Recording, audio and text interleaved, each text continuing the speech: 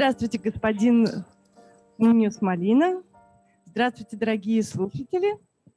Я представляю издательство Поляндрия No Age, которое появилось чуть больше года назад, но уже издает очень серьезные, интересные книги. Для нас огромная честь, что у нас вышла книга «Зима в Лиссабоне» Антонио Муньоса Молиной.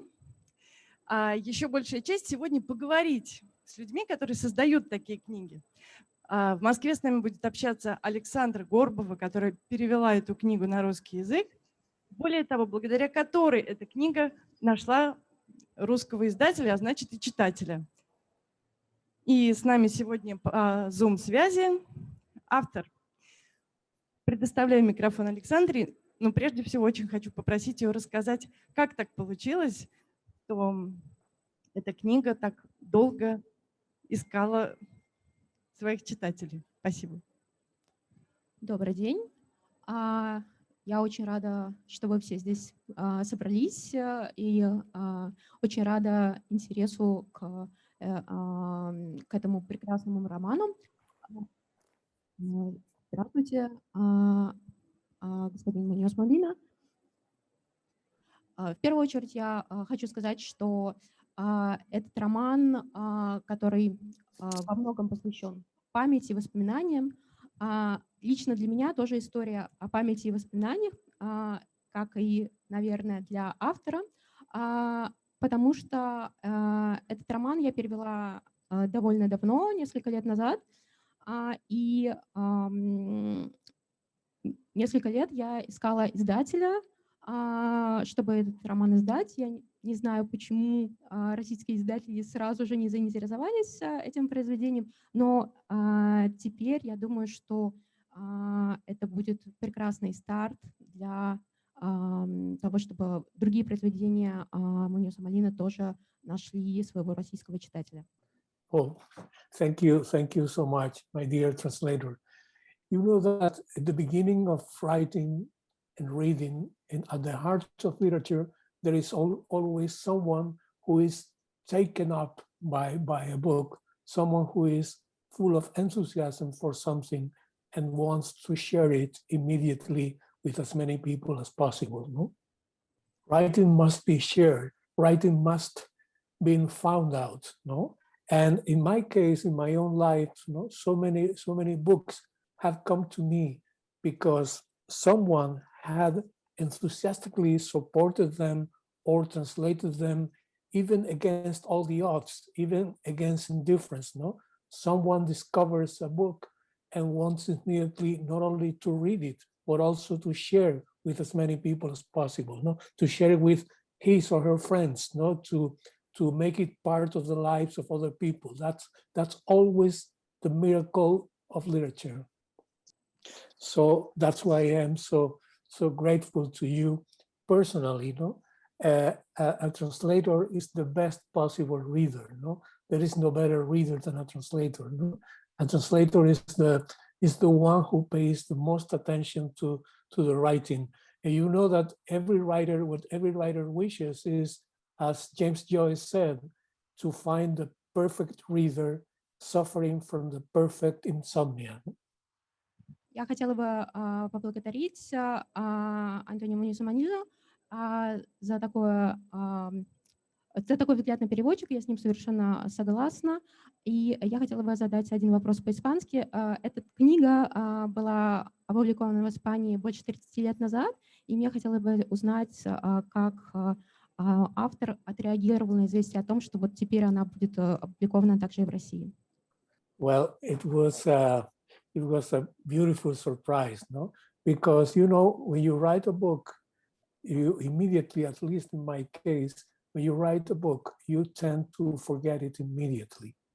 Once the book is written, it has nothing more to do with you, no?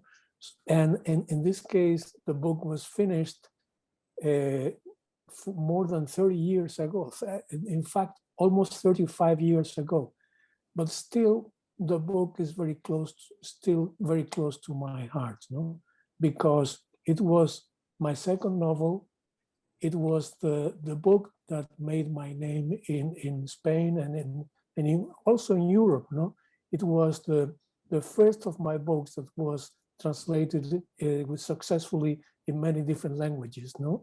And also the book, and this brought a great change to my life, because at the time I was a clerk. I was working for the city in Granada. I was a clerk at an office, no? And the success of the book allowed me to fulfill my dream of becoming a full-time writer. And you know that most books disappear almost immediately after being published, no? And this is very sad. No? But in this particular case, the book has kept a readership, no? And it is very moving for me when someone, a young person, comes up to me with a book for me to sign, no?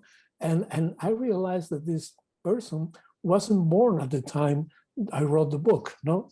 But the book has become part of their lives. No, this is, as I said to you at the beginning, the mystery of literature, the way literature develops and goes to different places. No, people born years afterwards find the book, and the book become parts of their lives. No, that's also a miracle. Well, you yourself might have not been born at the time the book was written. Ну да, мы примерно ровесники с этой книгой.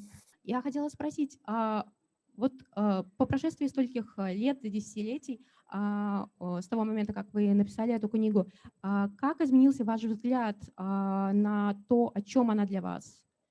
It is difficult for me. I haven't read it. I haven't read it in many years, no? So I prefer to rely on my memories of the writing and of the time I was writing the book in. No? And for me, it has become a testimony of my youthful self, no?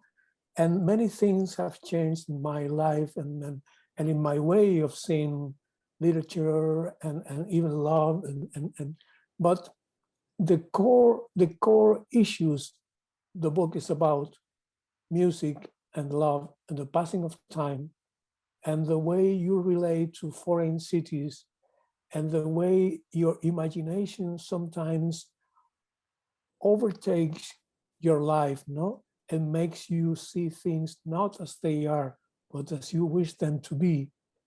This hasn't changed for me. I still love music, and I still love to write and to read love stories, no? And I still love film noir, no? Even though not as much as I used to in the 80s, back in my youth, but the book is still very, very much part of my life, of my memory and of my personal self-portrait, so to speak. Да, мне очень важно это услышать, потому что дело в том, что, как я уже говорила, для меня это тоже, эта книга немножко о прошлом, о моем прошлом в том числе, потому что история была такая, что однажды, будучи в Испании, я зашла в книжный магазин и просто случайно купила эту книгу и влюбилась в нее полностью, и я поняла, что я очень хочу эту красивую музыку языка передать другими средствами своего языка. И, собственно, для меня это тоже история о том, как я долго пыталась это сделать, долго пыталась донести эту любовь к музыке языка до читателя. So that's a labor of love, no? What you have done. Я хотела спросить, когда вы писали эту книгу, обращались ли вы к кому-то конкретному, может быть, к какому-то своему другу или возлюбленной? Был ли у вас в голове некий идеальный адресат для этого текста? That's a very clever question.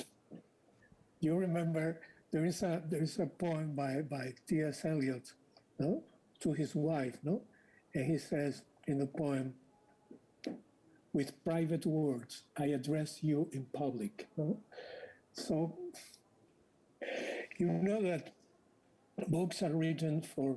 I mean, when you write, you have in mind an ideal reader who is an unknown person for you. No, you cannot foresee, you cannot imagine or figure out what is your ideal writer like, no?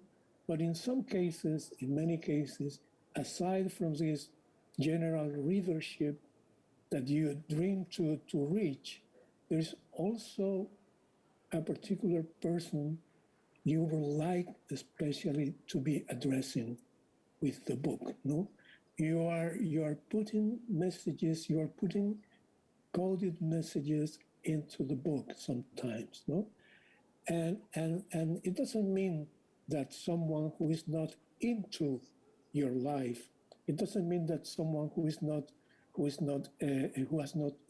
personally involved with your life cannot understand the book, no? It only means that aside from what so many readers can find in the book, there will be someone, especially a single person, who might find a personal message addressed especially to her or to him. It's like a love poem, no? A love poem is written for someone, especially, which can be read by many people over the years and over the generations and the centuries, no? But originally, the poem was written for a single person. Да, совершенно верно так, конечно, и происходит. Мы вроде обращаемся к кому-то лично, но оказывается, что послание идет гораздо дальше и достигает гораздо большего количества людей. В этом какое-то огромное чудо. Еще мне кажется, что большое чудо, что эта книга наконец добралась до России, и в этот момент, когда мир так повернулся и так изменился, что стали совершенно по-иному восприниматься расстояния. Well, this is true, but you may think that writing has always had a way of reaching out to very far away places and to supposedly very far away people. Please think, for example, of how Russian literature, novels, and poetry and theater, how people like Chekhov or Tolstoy or the great Russian novelists and poets have reached the souls of readers across the whole world. No, I mean they are so great, no, but still you think of someone like Cervantes, no, Don Quixote, how it has survived and found its reader all over the world. No, this tells us something about the universality of human experience. No, we are all divided by borders, by languages, by ideologies, but books, poems, novels, music have a way to find their readers and their listeners across borders and across misunderstandings and languages and translations. No, things get to the reader, things get across, things can be understood and shared and enjoyed. That's for me the deepest happiness of doing the job I do, and of being not only a writer but also a reader. Right now I am reading a new Spanish translation of War and Peace, and I am being thrilled by that.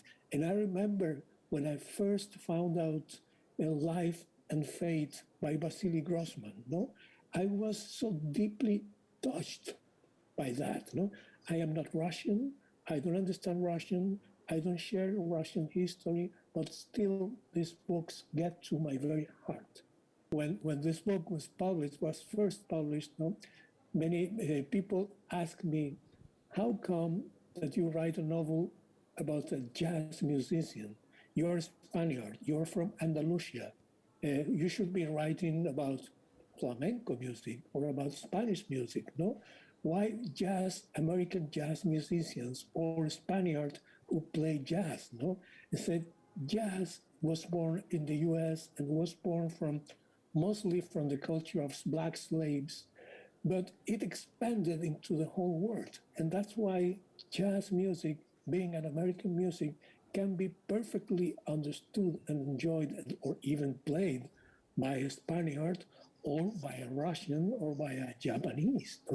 So why should we accept any borders? Ну, я когда говорила о том, что очень удивительно, что роман опубликован именно сейчас в России, я имела в виду то, что сейчас мы ограничены в своих передвижениях, и это очень перекликается с книгой, в которой герой очень долго стремится добраться до Лиссабона. Казалось бы, почему это такая проблема? Собственно, несколько сот километров, и ты в Лиссабоне, но для него это огромное путешествие. Мне кажется, что это очень перекликается с тем, как мы сейчас пытаемся справиться с расстояниями, вот общаясь, например, с помощью Зума. Well, this has been one of the big lessons we're learning thanks to the pandemic, no? The way the way books and technology and art allow us to make up for the isolation we are forced to live in. No, I have become far more aware of the importance of writing and reading during the most difficult months. Last year by now, we in Spain were absolutely locked down at home. No, there was no, you could hardly go further than 2 blocks, no, to buy your groceries, to buy your essentials. No, we were locked down at home for days on end. Vladimir Nabokov said that we are all confined in the prison of time, no, in the prison of the present time. We are not only confined in space, we are confined in time, no? So when we were in the lockdown, we valued so much and so much more the very common fact of reading a book, of being connected by Zoom or by cell phone with someone else, no? I remember in the hardest days of the lockdown, I was reading Thomas Merton's journal. You know, Thomas Merton is this American writer who was a Trappist monk, no? So he had chosen to live in permanent isolation at this monastery, no? And I was reading his journal, and his journal helped me to overcome the sense of isolation, no? Because and this journal allowed me to understand and to be aware of how important it is to be able to really inhabit the place you are in. Да, у меня тоже очень похожие чувства возникают по поводу, в том числе этой книги. Недавно была презентация на радио этой книги, меня спросили, в чем актуальность этого романа сейчас, на что мне показалось, что самое потрясающее — это то, что эта книга позволяет показать, сколько пространства находится внутри человека, сколько пространства для жизни и сколько искусства помещается внутри человека и насколько можно жить прямо в нем. Well, this is the wonderful wealth we all carry inside ourselves. No, this ability to create art or to enjoy art, and it all goes down to the fact of the ability to enjoy life, enjoy each and every moment in life. For me, this is the most important lesson art can provide to you with. I mean, to enjoy. You look at a good painting. You look at. I personally love very much photography. No, you look at a photograph of a very common thing, of a street or a face or whatever. No, and at the moment you are watching this image, much as as in the moment when you are reading a beautiful page, you are being aware of how rich and valuable each moment in life is. That's why we love music or art or whatever. That's why we celebrate that, because it brings us to the center of the most beautiful things that we can have in this world. Ну, когда вы сейчас говорите о фотографии, о пейзажах, мне кажется, что здесь очень интересно вспомнить как раз текст романа, в котором герои говорят о том, что музыка — это чистое настоящее, и о том, что фотографии им не нравятся, потому что на фотографиях через несколько лет одни сплошные незнакомцы. Очень интересно вот этот контраст спустя годы. Yeah, because the person who says that in the novel is a musician himself, no? So he's very much aware of the privileges of his work, no? But then when you listen to a beautiful recording, no? I'm a great fan of jazz music. No, you can see behind me all these recordings of jazz and classical music, no? And well, music is also the past, no? I mean, I love to, I love jazz music from the golden era, no? From the 40s and 50s and the early 60s, no? And this is nowadays, this is a far away and distant past also, no? So everything. I mean, what art does is, what art can do is to bring back a moment from the past and make it present. No, it's like Proust or any other great writer. No, you want to save the moment, but the moment is going to be lost immediately. So you're not.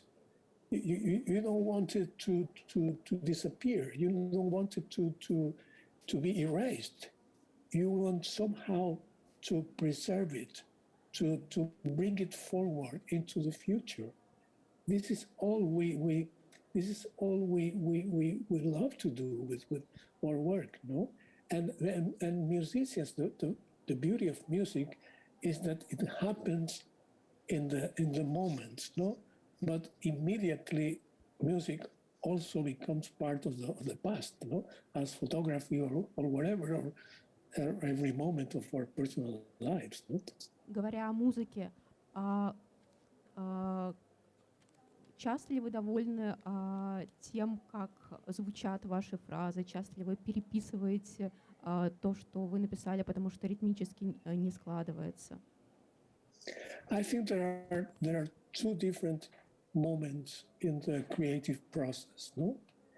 And there is something also very important to begin with, that the most important part of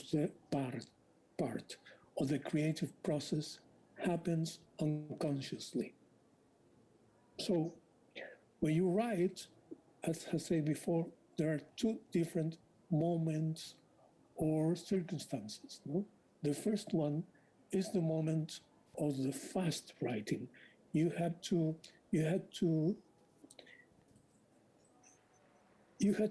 get yourself carried away. In my experience, you don't have to try to control anything. You simply sit down and go at it and try to do it as fast as possible, no? Because you want to preserve this traction. You want to preserve this energy that brings you forward, that seems to be pushing you ahead, no? And then you get back to what have you done. I mean, you get back the following day or a week later or whatever, and you go back to it and you start correcting and trying to fix things and trying to make it flow more faster, no? But the impulse, the main impulse has to be in my experience, unconscious. When you see a jazz musician playing, no, he or she seems to be playing without control, without any control whatsoever. He or she is improvising on the. You see how the hands move on the keyboard. No, it goes so fast. No, it doesn't seem possible there is any kind of control of that. But of course there is a control. There is a very deeply embedded discipline, musical discipline. There are many years of learning and practicing, but everything has to be involved in this moment of being carried away, in this moment of enthusiasm when the hands seem to go further and ahead of the brain. No, that's what I love when I'm writing. No, when my hand seems to be not obeying my orders, but directing my way. No? Спасибо. Мне очень близка эта метафора с музыкой, потому что мне кажется, что когда происходит перевод художественного произведения, это примерно так, как другая аранжировка, да, то есть это попытка сыграть это же произведение, но другим инструментом. И поэтому вот эта музыкальная метафора мне чрезвычайно близка. Спасибо. Yeah, that's it. That's exactly it. You remember that someone said that reading is an art when the public are also the musicians. I mean, when you are reading, and as I said early on, translation is reading at the utmost grade. No, when you are reading, you are not watching the performance. You are playing the score yourself. You are the musician playing the book. That's why you, as a translator, are the most perfect and devoted reader, no? Because you have to play every note. You have to play every word, no? What a writer wants is someone who pays perfect attention to the writing. I sometimes say I love to say to my readers, all I am asking from you is your full attention.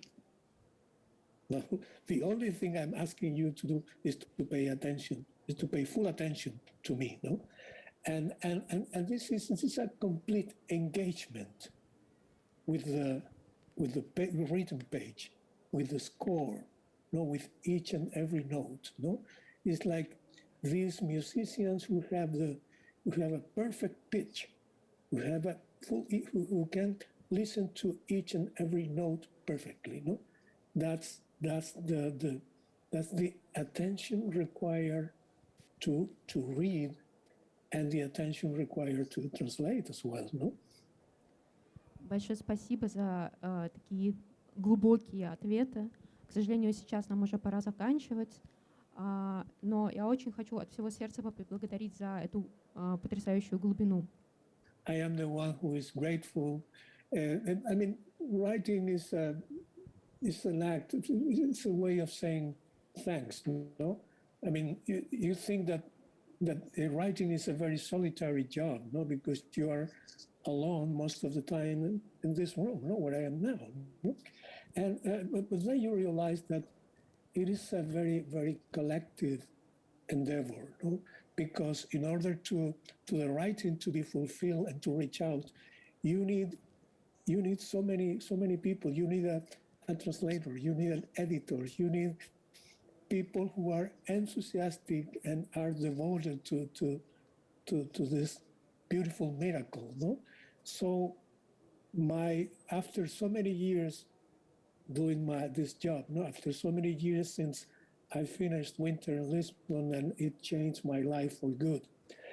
After so many years, my feeling is not of pride or whatever, but of gratitude and wonder at the permanent miracle of literature, no? The permanent miracle of books being written and books being read and books being translated and books finding the reader in the remotest in the least expectable places, no? That's always a surprise, a beautiful surprise for me. And that's why I'm so grateful to you personally for your work, putting my novel into Russian. Thank you so much.